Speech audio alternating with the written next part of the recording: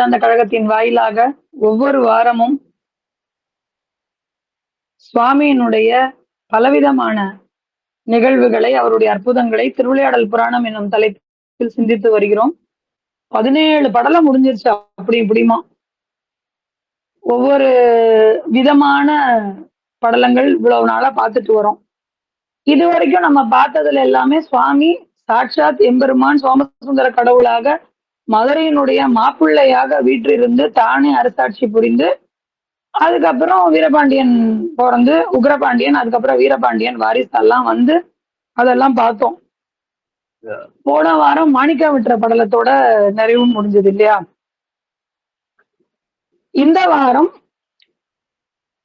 வருணன் விட்ட கடலை வற்ற செய்த படலம், அதற்கப்புறம் நான்மாட கூடல் ஆன படலம், எல்லாம் வல்ல சித்தர் ஆன படலம், கல்யாணைக்கு கரும்பு கொடுத்த படலம்,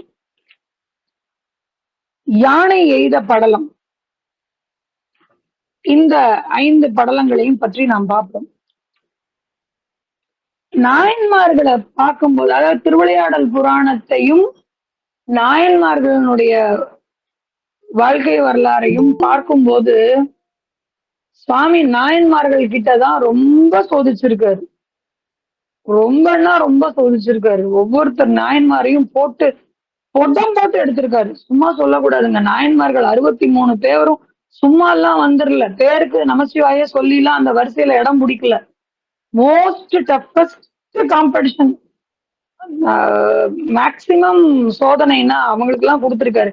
ஏன் இத சொல்றேன்னா, இந்த திருவிளையாடல் புராணம் படிக்கும் போதுதான் தெரியுது, சுவாமி கூப்பிட்ட குரலுக்கு டபக்கு நம்மளே பயந்து போற அளவுக்கு, என்ன சாமி 2 வாட்டி கூப்பிட்டாதான் வருவ, நீ என்ன முதல் தடவையிலேயே வந்துட்ட அப்படின்னு நம்மளே ஆச்சரியப்படுற அளவுக்கு மதுரையம்பதி மேல உள்ள பாசமா, இல்ல பாண்டிய நாடு மேல பாசமா, இல்ல தெரிஞ்சோ தெரியாமலோ தலைய கொடுத்துட்டோம், அந்த ஊர் மாப்பிள்ளை ஆயிட்டோம், அந்த வீட்டுக்கு நாம வாக்கப்பட்டுட்டோம், நம்ம மக்களை நாம தான் பாதுகாக்கணுங்கிற பொறுப்புணர்ச்சியா, இல்ல அவர் எப்பவுமே இப்படித்தானா, கூப்பிட்ட குரலுக்கு சொடக்கு போட்டு முடிக்கிற நேரத்துல நீ ஓடி வர அப்படின்னா, சுந்தரரை ஏன் சுவாமி அவ்வளவு கதற விட்ட, நாவுக்கரசர் ஏன் சுவாமி நெருப்புல போட்டு வாட்டுன, தண்ணிலையும் சுண்ணாம்பு காலவாயிலையும் ஏன் சுவாமி கதற விட்ட, சம்பந்தர சும்மா உண்டு சமணவாதத்திலையும் அதுலயும் இதுல போட்டி போட வச்சு, அதுல போட்டி போட வச்சு, அப்போ சுவாமி நம்ம கிட்ட என்ன எதிர்பார்க்கிறாருன்னு நம்மளால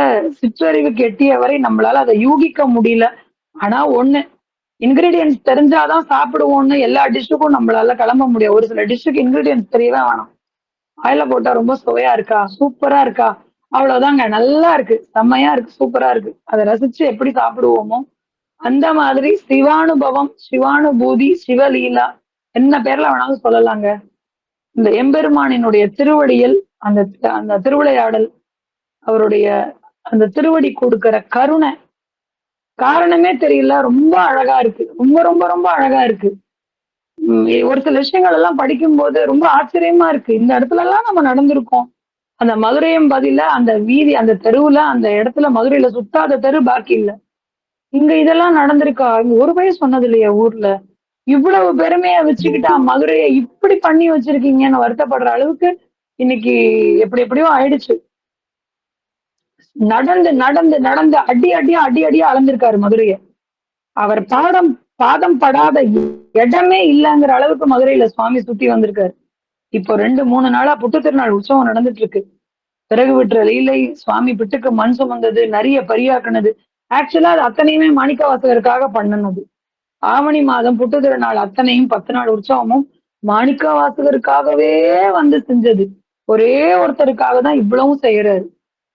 அவர் கிளம்பி போக, அவரு கொடுத்த காசு எல்லாத்தையும் அவரு செலவழிச்சிட, மன்னன் சிறையில் அடைக்க, குதிரை எங்கன்னு கேட்க, குதிரைக்கு நான் எங்க போவேன், காசெல்லாம் செலவழிஞ்சிருச்சுன்னு சொல்ல, குதிரைய நிறைய பரியாக்கி, திருப்பி அந்த பரியெல்லாம் நரியாயி விடிய காத்தால ஓடி போயிடும், திருப்பியும் ஜெயில போடுவாங்க. அவரை மீட்டுறதுக்காக மதுரைக்கு வெள்ளம் கொடுப்பாரு.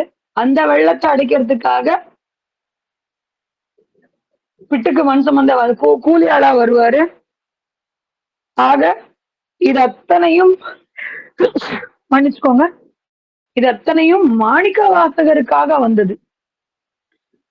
இவ்வளவு எளிவந்த தன்மையா சுவாமி உனக்குன்னு ஆச்சரியப்படுற மாதிரி இன்னைக்கும் கூட 5 விதமான திருவிளையாடல். வருணன் விட்ட கடலை வற்றச் செய்த படலம். போன வாரம் பார்த்ததனுடைய தொடர்ச்சியா தான் இந்த படலமும் ஆரம்பிக்குது. மாணிக்கம் விட்ட படலம் பார்த்தோம் இல்லையா? அபிஷேக பாண்டியனுக்கு கிரீடம் செய்யறதுக்கு அந்த மன்னனுடைய முறையாக பெறாத பிள்ளைகள் மொத்த கஜானாவையும் வாரி சுருட்டிட்டு போயிடுறாங்க. கிரீடம் பட்டாபிஷேகத்துக்கு கிரீடம் பண்றதுக்கு மாணிக்கம் வேணும். அப்போ மாணிக்கம் வித்துட்டு வணிகனாக வந்து மாணிக்கம் வித்துட்டு அவரே முன்ன நின்று பட்டாபிஷேகத்தையும் நடத்தி வச்சுட்டு ஆசீர்வாதம் பண்ணிட்டு போறாரு இல்லையா?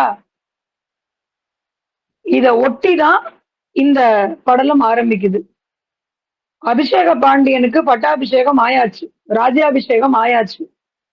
மாதம் தோறும் பௌர்ணமி அன்னைக்கு அரசனாகப்பட்டவன் வந்து பூஜை செய்யணும். இது ராஜாங்க விதியில ஒண்ணு. சித்திர மாசம் சித்திரை நாள், சித்திர திருநாள், சித்ரா பௌர்ணமின்னு சொல்லுவோம் இல்லையா? அன்னைக்கு அபிஷேக பாண்டியன் சுவாமிக்கு வந்து பூஜை செய்யறதுக்காக சர்வ அலங்காரத்தோட சுவாமியை பூஜை பண்றதுக்காக ஏற்பாடெல்லாம் செஞ்சு மிக அழகான ஒரு பூஜைக்கு வந்து ஏற்பாடு செய்யறாரு. அதாவது எல்லா விதமான அபிஷேகம், எத்தனை விதமான நைவேத்தியம் உண்டோ அத்தனை விதமான நைவேத்தியம், எத்தனை விதமான அலங்காரங்கள் உண்டோ அது அத்தனையும் இத்தனையும் செய்ய சொல்லி இத்தனைக்கும் ஏற்பாடாகி பூஜை நடக்குது. இந்திரனுக்கு இதுல கொஞ்சம் சங்கடம். என்னன்னா மாசம் மாசம் பௌர்ணமிக்கு தான் இந்திரன் பூஜை பண்ண வருவார்ல இல்லையா? நம்ம ஏற்கனவே பார்த்தோம் இல்லையா? இந்திரனுடைய பழி தீர்க்கறதுக்கு கடைசியில உனக்கு என்ன ஒரே ஒரு கதி மோட்சம், எல்லா பௌர்ணமிக்கு நீ வந்து பூஜை பண்ணு, நீ ஒண்ணு என் கூடவே இருக்க வேணாம், நீ கிளம்பி போ, மாசம் மாசம் வந்து பார்த்தா போதும்னு சொல்லி அனுப்பிச்சார் இல்லையா? எடுத்த உடனே அதெல்லாம் பார்த்தோம் இல்லையா? ஏன்னா வெள்ளை யானைக்கு முக்தி கொடுத்ததும் இந்திரனுடைய பழி தீர்த்த படலமும். இப்போ இந்திரன் பூஜை பண்ண வரும்போது யாரா இருந்தாலும் பொறுங்க பொறுங்க, அபிஷேக பாண்டியன் பூஜை பண்ணிட்டு இருக்காரு, அவர் பூஜை முடிஞ்சதுக்கு அப்புறம் தான் உங்க பூஜைன்னு. இந்திரனுக்கு கோபம் தாங்கவே இல்லை. ஒரு சாதாரண மன்னன் இவனுக்கு நாம நிக்கணுமா? நம்ம யார் தெரியுமா? இதுதாங்க பிரச்சனையே. நான் யார் தெரியுமா தாங்க பிரச்சனையே. அது சின்ன சின்ன சின்ன விஷயங்கள்ல இருக்கலாம், லௌகீக விஷயத்துல எல்லாம் இருக்கதான் இருக்கும். வீட்டுல சாதாரண சமுதாயத்துல சொசைட்டில போகும்போது வரும்போது நான் யார் தெரியுமா எல்லாம் இருக்கும். ஆனா தெய்வத்துக்கு முன்னாடி வந்து நான் யார் தெரியுமான்னு கேட்டா தெய்வம் என்ன செய்யும்? சிரிச்சுட்டு விடும். ஏன்னா உன்னோட 300 பிறப்பையும் தெய்வம் அறியும். நீ முன்னாடி என்னவா பிறந்த, இப்போ என்னவா இருக்க, இதுக்கப்புறம் ஒருவேளை பிறவி இருந்ததுன்னா நீ என்னவாலாம் பிறக்க போற, எல்லாமே தெரியும். எல்லாம் தெரிஞ்ச ஒருத்தட்ட போய் நான் யார் தெரியுமான்னு கேட்டா தெய்வம் சிரிச்சுட்டு பேசாம விட்டுடும். போ, நீ பைத்தியம், உனக்கு என்னடா, என்ன வேணாலும் கேள்வி கேட்ப, உனக்கு போட்டியா நானும் கேட்க முடியுமான்னு. ஆக இந்திரனுக்கு கோபம் தீரவே இல்லை, காத்திருக்கிறான். அந்த காத்திருந்து பூஜை பண்றான். பூஜையில மனம் ஒட்டல, ஏன்னா அந்த காத்திருந்த கோபமே இன்னும் அடங்கல. பூஜையை ஒரு வழியா முடிச்சிட்டு கிளம்பி தேவலோகம் போறான். ரொம்ப அந்த கோபம் குறையாமலே உட்கார்ந்து இருக்கான், மூஞ்சி அப்படி உருன்னு வச்சுட்டு. இத பாக்குற வர்ணன் தேவேந்திரருக்கு என்ன பிரச்சனை, நீ நல்லா பூஜை பண்றேன்னு போனேன், ஏன் என்ன விஷயம், என்ன ஆச்சு? இல்ல இந்த அபிஷேக பாண்டியன் இருக்கான்ல, ஆமா அந்த சோமசுந்தர கடவுளோட வம்சாவளியா? ஆமா. எப்படி சோமசுந்தர கடவுள் வம்சாவளின்னு தெரிஞ்சும் கூட இவங்களுக்கு எல்லாம் பொறாம பாருங்க. அவ இன்னைக்கு பூஜை பண்ணதுக்கு அப்புறம் தான் ஏன் பூஜைன்னு சொல்லிட்டாங்க. ரொம்ப நேரம் காத்திருக்க வேண்டியதாயிடுச்சு. நான் யாருன்னு தெரிஞ்சு கூட என்ன வரிசையில நிக்க வச்சுட்டாங்க. இந்திரன் வந்திருக்கேன்னு சொல்லி கூட அவர் பூஜை முடிஞ்சதுக்கு அப்புறம் தான் உன் பூஜைன்னு சொல்லிட்டாங்க. அதனால எனக்கு ரொம்ப அவமானமா போச்சு, எனக்கு ரொம்ப கோவம் தாங்கலன்னு. அப்படி காத்திருந்தாவது பூஜை பண்ற அளவுக்கு அந்த தலத்துக்கு என்ன சிறப்பு? நீ பேசாம வந்திருக்கலாம்ல, சிவன் கோயிலுக்கா பஞ்சம், வேற எத்தனையோ கோயில் இருக்குல்ல, ஏன் நீ அந்த கோயில்ல தான் போய் பூஜை பண்ணணுமா? ஏன் அந்த கோயிலுக்கு அப்படி என்ன சிறப்பு அப்படின்னு வர்ணன் அகம்பாவம் மிகுந்த துணில கேட்கிறான்.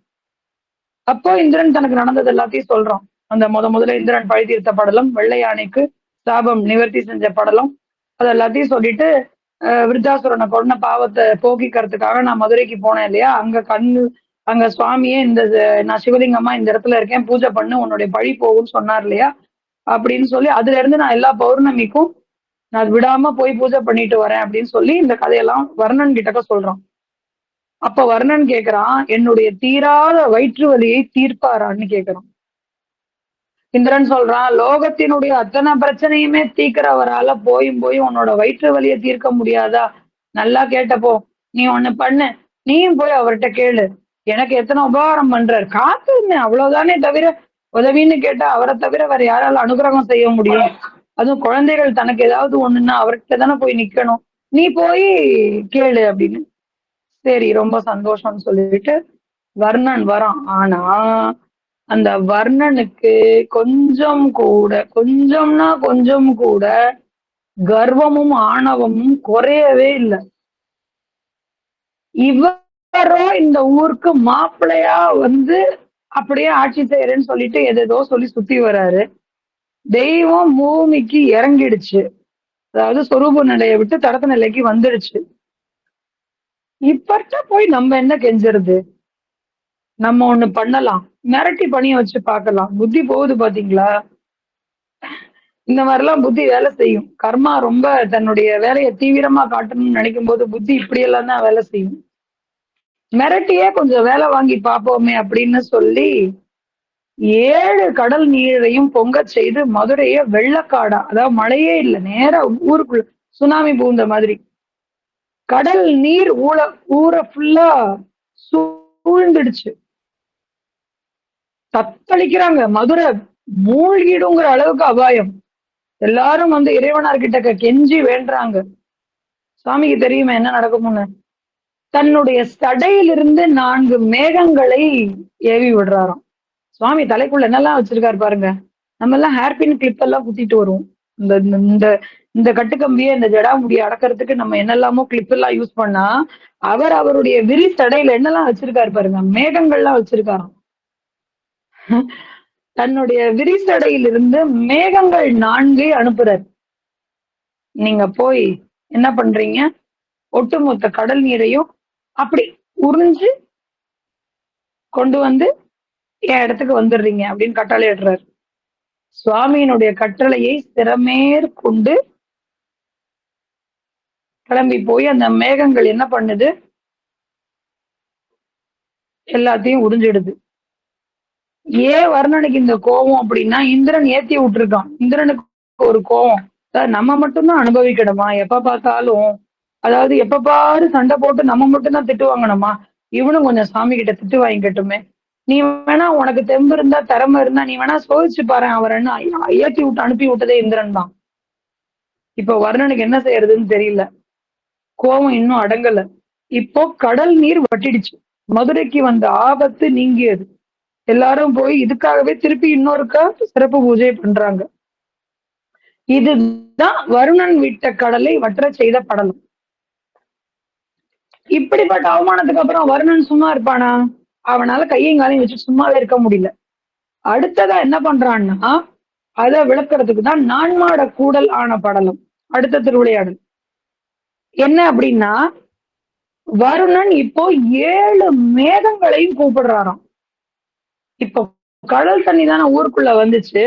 ஓ, நீ வெறுமன தண்ணி உள்ள வந்ததுனால எவாபரேட் பண்ணிட்டு மழையை பார்த்தது இல்லைல்ல. என் மழையெல்லாம் எப்படி இருக்கும்னு தெரியுமா? சென்னை மக்களுக்கு நல்லாவே தெரியுங்க அவங்க மழையை பத்தி. ஆக வர்ணன் தன்னுடைய கோபத்தை தீர்ப்பதற்காக 7 மேகங்களை அழைத்து கடும் மழையை உண்டாக்குனான். அப்படி ஒரு மழையை இந்த பிரபஞ்சமே பார்த்ததில்லைங்கிற அளவுக்கு மழை. திரும்பவும் போய் எல்லாரும் வேண்டுறாங்க சுவாமி கிட்டக்க. சுவாமி ஊழியே வந்துரும் போல இருக்கு, அழிஞ்சிரும் போல இருக்கு, இது என்னது? மறுபடியும் அந்த மேகங்களை கூப்பிடுறாரு. அந்த 4 மேகங்களை கூப்பிடுறாரு.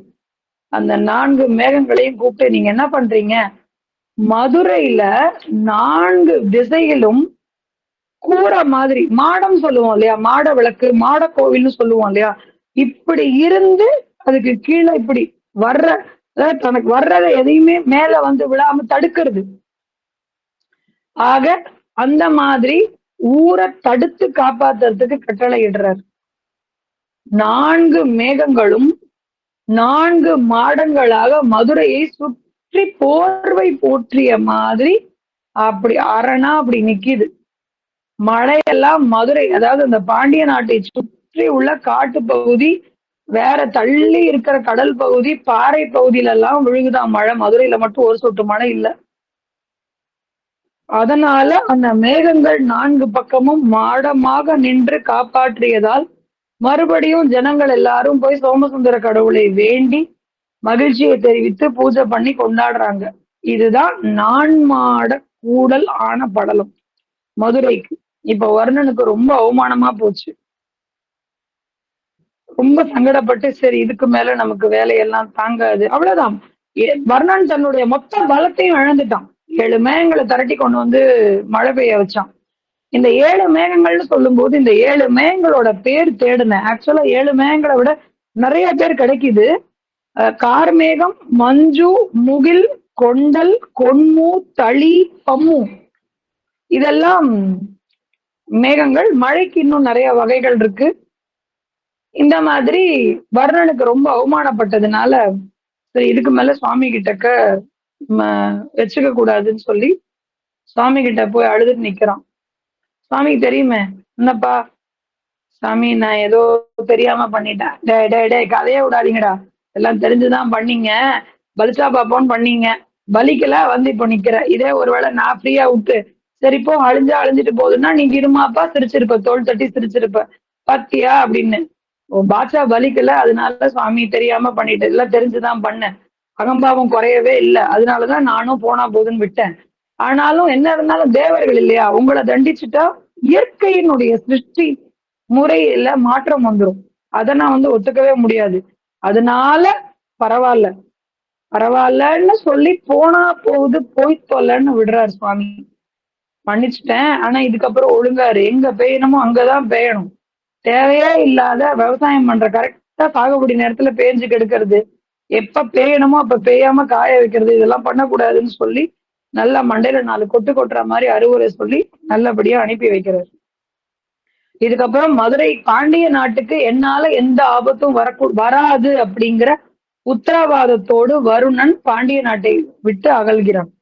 இதுக்கப்புறம் இந்த நாடு ரொம்ப வளமா மட்டுமே இருக்கும், என்னுடைய அத்தனை நல்ல பொழிவையும் நேரம் பார்த்து பொழிவேன் அப்படின்னு வாக்கெல்லாம் கொடுத்துட்டு வருணன் நகர்ந்துடுறாரு. மதுரைக்காரங்க வாக்கு தவறுனாலும் நாக்கு தவற மாட்டாங்க, நாக்கு தவறுனாலும் வாக்கு தவற மாட்டாங்க. ஏன்னா இந்த திருவிழாக்கள் காலம் எல்லாம் போயிடுச்சு இல்ல, அதனால வர்ண பகவானும் அவரோட எக்ஸ்பைரி டேட் முடிஞ்சிருக்கும்ல, அந்த வாக்கு கொடுத்ததோட காலகட்டம் எல்லாம் டைம் முடிஞ்சிருக்கும்ல, அதனால இப்ப எல்லாமே தாறுமாறாதான் நடக்குது. ஆக இதுதான் நான்மாட கூடல் ஆன படலம். கொஞ்ச காலம் இப்படியே போயிட்டு இருக்கு. சுவாமிக்கு போர் அடிக்குது. அவர் திரும்ப திரும்ப திரும்ப அவங்க தன்னோட ஊரு தான் சிருஷ்டி பண்ணாலும் பண்ணாரு, மருமகனா வாக்கப்பட்டு வந்தாலும் வந்தாரு, அந்த ஜனங்களை விடுறதுக்கு அவருக்கு மனசே வரல. எல்லாம் வல்ல சித்தருங்கிற உருவத்தோடு எல்லாம் வல்ல சித்தராக ஊருக்குள் நடமாட ஆரம்பிக்கிறார். சுவாமி தன்னைத்தானே ஒரு சித்தனாக வயோதிகனாக நரைத்த கிளப்பருவும், ஆனா முகத்துல அப்படி ஒரு தேஜஸ், நடையில அப்படி ஒரு வேகம், பாக்குற கண்ணு எதுவும் கண்ணை விட்டு எடுக்க முடியாத அளவுக்கு முகத்துல ஒரு வசீகரம், எல்லாம் வல்ல சித்தராக வலம் வரார். ஊரே அவரை பார்த்து ஆச்சரியப்படுது. ஒரு சாமியார் வந்திருக்காரு, வந்து பாரு எவ்வளவு தேஜஸா இருக்காரு பாரு. சின்ன பசங்களுக்கு எல்லாம் சித்து விளையாட்டுல எதை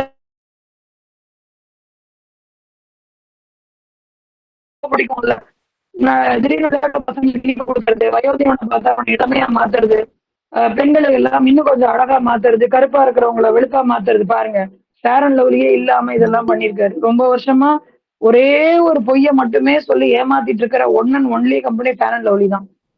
அவன் கிரீம் வித்து தீர்ந்ததே தவிர ஃபேர் அண்ட் லவ்லியால ஒரு பொண்ணு நிறம் மாறிச்சுன்னு சொல்லுங்க, வாய்ப்பே கிடையாது. ஆக கிரீமே இல்லாம பொண்ணுங்கள் எல்லாம் மிக அழகாக மாற்றி அந்த பெருமை எல்லாம் சொகநாதருக்கு தான் சேரும்.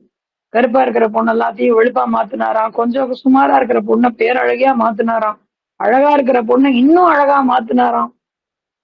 அப்படி மக்களோட மக்களாக புகுந்து புறப்பட்டுன்னு சொல்லுவாங்கல்ல, ஜனங்களோட ஜனங்களா கலந்து ஒருத்தன் நொந்து போய் என்னப்பா ரொம்ப கஷ்டப்பட்டு போயிட்டு இருக்கேன்னு, ரொம்ப வறுமைங்க, சாப்பிட்டு நாளாச்சுன்னு. சாப்பிட்டு நாளாச்சா, இனிமே அவனுக்கு வறுமையே கிடையாது, போ உன் வீட்டுல போய் பாரு, பாக்குற இடத்துல எல்லாம் பொண்ணு மணியும் தான் கிடக்கும்.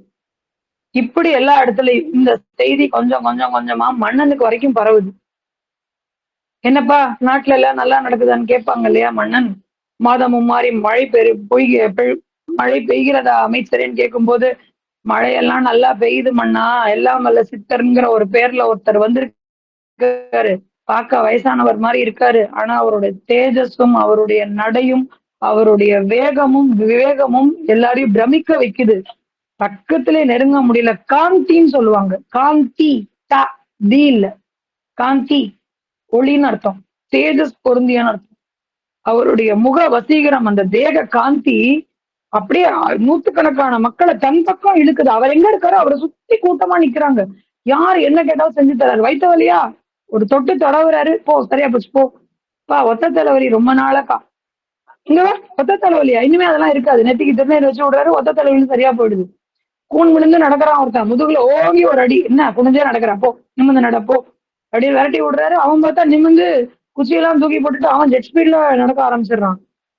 என்னப்பா இது ஆச்சரியமா இருக்கு. ஆமா ஆச்சரியமா இருக்கு, நானும் பார்க்கணுமே. இதோ இப்ப பொங்கல் வரப்போகுது இல்லையா, அவர் இந்த ஊரெல்லாம் கூடி பொங்கல் திருவிழா வைப்பாங்க இல்லையா, அப்ப நீங்க வந்து பாருங்க மண்ணா, என்ன ஏதுன்னு வந்து கேளுங்க.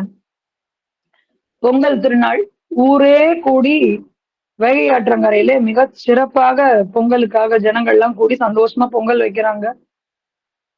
பொங்க பானையில பொங்கல் பொங்குதா இல்லையான்னு தெரியல, எல்லாரும் இந்த சித்தரை சூழ்ந்து நின்னு கூடி கும்மி வேடிக்கை பார்த்துட்டு இருக்காங்க. அவர் எதேதோ ஆச்சரியமா பண்ணிட்டு இருக்காரு. அண்டா குண்டா இரும்பு அது எல்லாத்தையும் தங்கமா மாத்துறாரு, ரசவாதம் பண்ணி கொடுக்குறாரு. இரும்ப பொண்ணாக்கி கொடுக்குறாரு, பித்தளைய பொண்ணாக்கி கொடுக்குறாரு, செம்ப பொண்ணாக்கி கொடுக்குறாரு.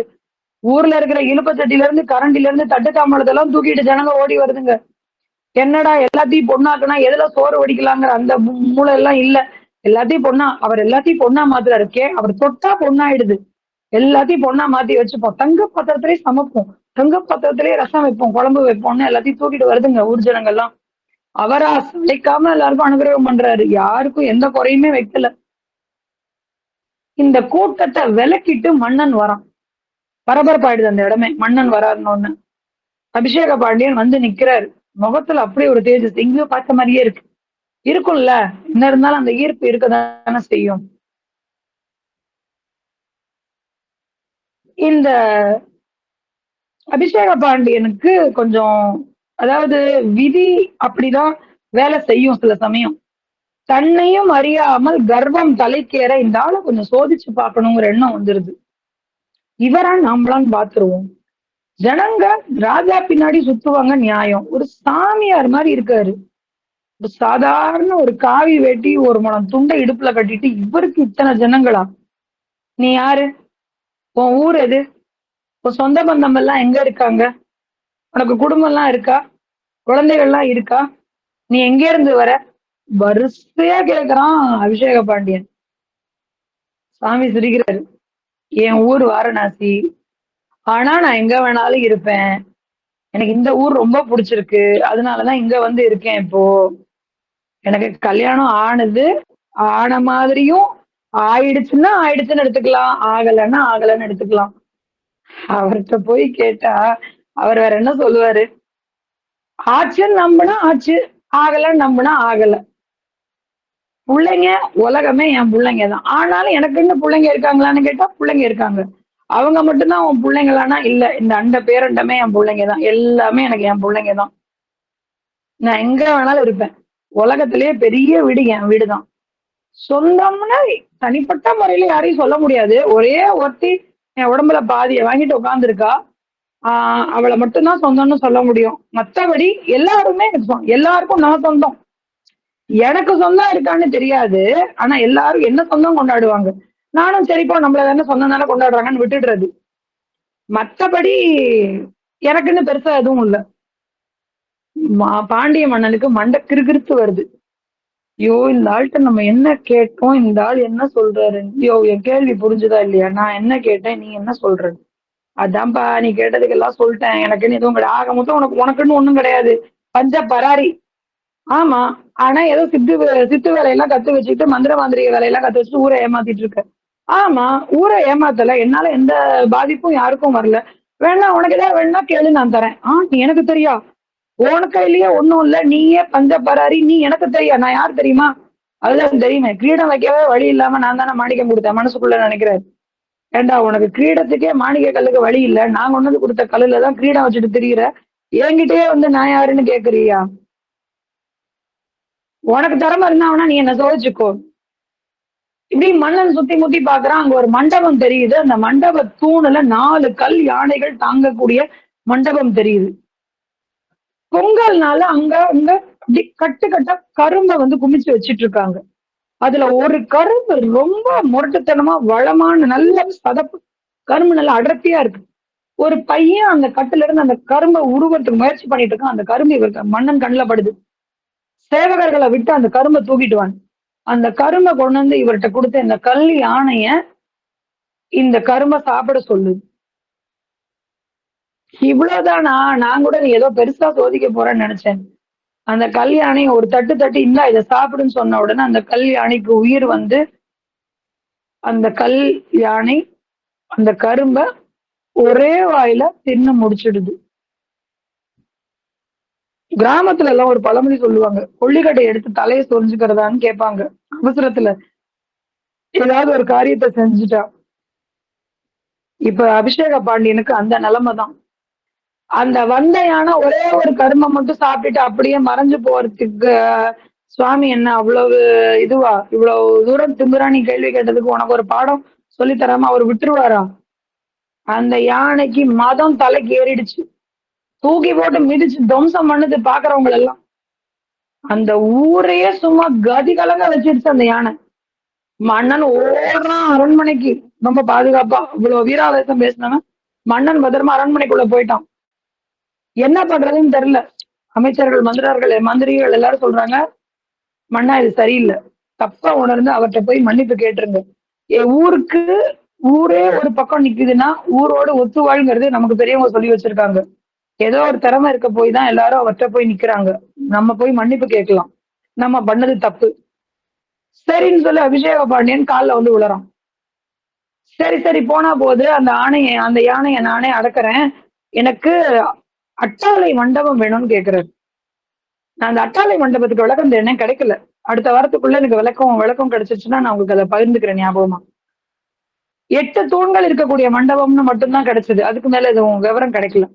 உடனடியா 8 தூண்கள் இருக்கிற மண்டபத்தை ரெடி பண்ண அது மேல ஏன்னா யானையோட ஒசரத்துக்கு வேணும் இல்லையா, அதனாலன்னு சொல்லிட்டு அட்டாளை மண்டபத்துக்கு மேல ஏறி நின்னு யானை மேல நரசிம்மாஸ்திரத்தை விடுறாராம் சுவாமி. இந்த விஷயம் வந்து ரொம்ப புதுசு. 2 விஷயம். சுவாமி நரசிம்மாஸ்திரத்தை விடுறாருங்கிற விஷயம் புதுசு. அஸ்திரத்துல பாசுபதாஸ்திரம் தெரியும், பிரம்மாஸ்திரம் தெரியும், நாகாஸ்திரம் தெரியும், கருடாஸ்திரமும் தெரியும், என்னென்னவோ அஸ்திரம் எல்லாம் தெரியும், கேள்விப்பட்டிருக்கோம். அதெல்லாம் பாரதம் கதை படிக்கும் போது வேற வேற சில விஷயங்கள் படிக்கும் போது நரசிம்ம அஸ்திரம்னு ஒண்ணு இருக்கு. அந்த அஸ்திரத்தை சுவாமி இந்த நோக்கத்துக்காக இந்த இடத்துல அந்த மதம் கொண்ட யானையை துவம்சம் பண்றதுக்காக பயன்படுத்தினாருங்கிற செய்தி ரொம்ப புதுசா இருந்தது. நரசிம்ம அஸ்திரத்தை பயன்படுத்தி அந்த யானைய சமகாரம் பண்றாரு. அந்த அஸ்திரம் நரசிம்மர் வடிவத்தோடு இன்னைக்கும் அதே இடத்துல அப்படியே இருக்குன்னு ஒரு குறிப்பு படுது. ஆனா அந்த இடம் இன்னைக்கு எப்படி இருக்குன்னு தெரியல. யாராவது மதுரையில அந்த இந்த கல்யாணிக்கு கரும்பு கொடுத்த லீலை எங்க நடந்ததுங்கிற தகவல் தெரிஞ்சு வந்து சொல்ல முடிஞ்ச சந்தோஷம். அடுத்த வாரத்துல அதை எல்லாரோடையும்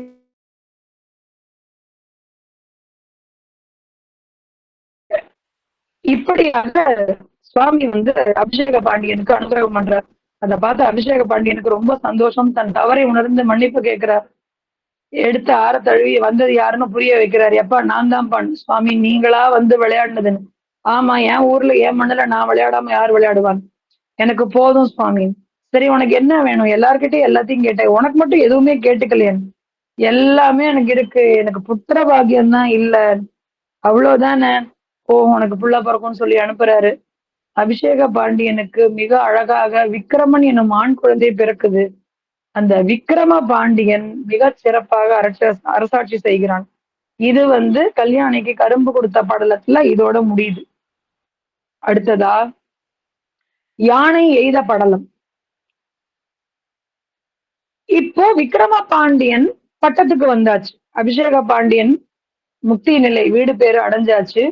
அப்பா எப்படி வழி காமிச்சாரோ அதே மாதிரி கொஞ்சம் கூட சைவ நெறி பிறழாமல் தவ சிந்தனையில் குடிமக்கள் அத்தனை பேர் சந்தோஷப்படுற மாதிரியான ஒரு அரசாட்சி செய்து வருகிறான். இந்த காலகட்டத்துல மன்னன் மீது பொறாமை கொண்டு காழ்ப்புணர்ச்சி கொண்டு சமண சமயத்தை சார்ந்தவர்கள் அபிச்சார வேள்வி செய்து யானையை ஏவி விடுறாங்க.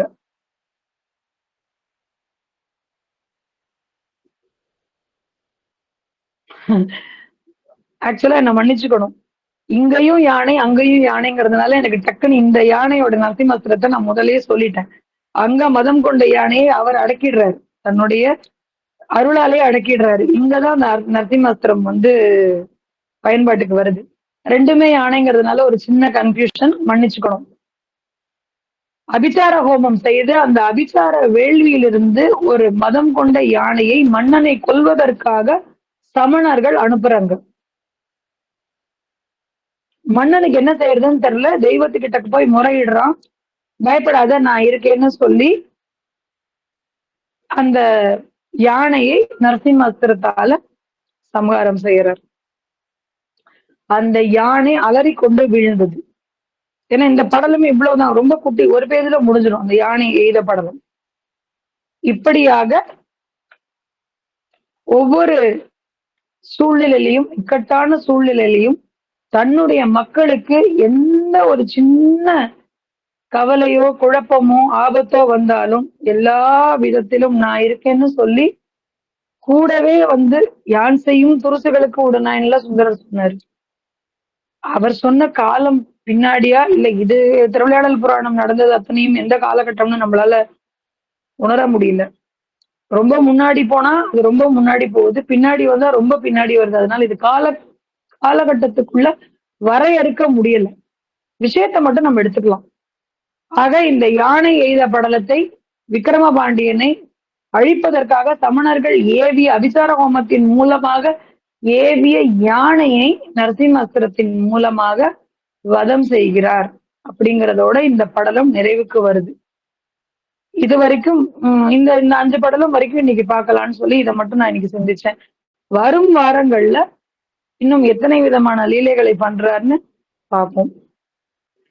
ஒரு விஷயம் உத்து கவனிச்சா தெரியும். பொதுவா உள்ள என்ன இருக்குன்னு தெரியாம சமணர்களை கழுவில் ஏற்றிய மதம் தானே சைவம் அப்படின்னு பொத்தாம்பதுவா ஒரு குற்றத்தை வைக்கிறாங்க.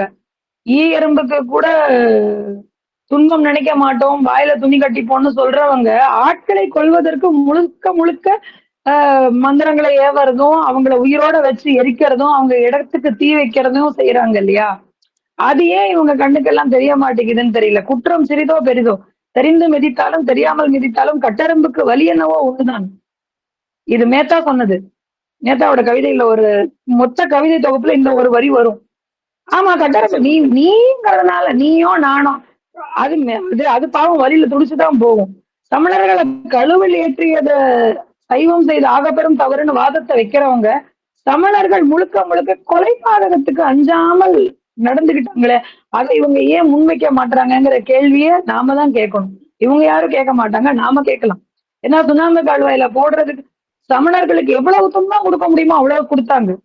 ஞானசம்பந்தருடைய வயசு மிஞ்சி மிஞ்சி போனா என்ன 10 வயசு இருக்குமா? இதுல தீ வைக்கும் போது சம்பந்தர் மடத்துக்கு திருஞான சம்பந்தர் மடத்துக்கு தீ வைக்கும் போது அந்த ஒரு 10 வயசு பாலகனை உங்களால பொறுத்துக்க முடியல இல்லையா?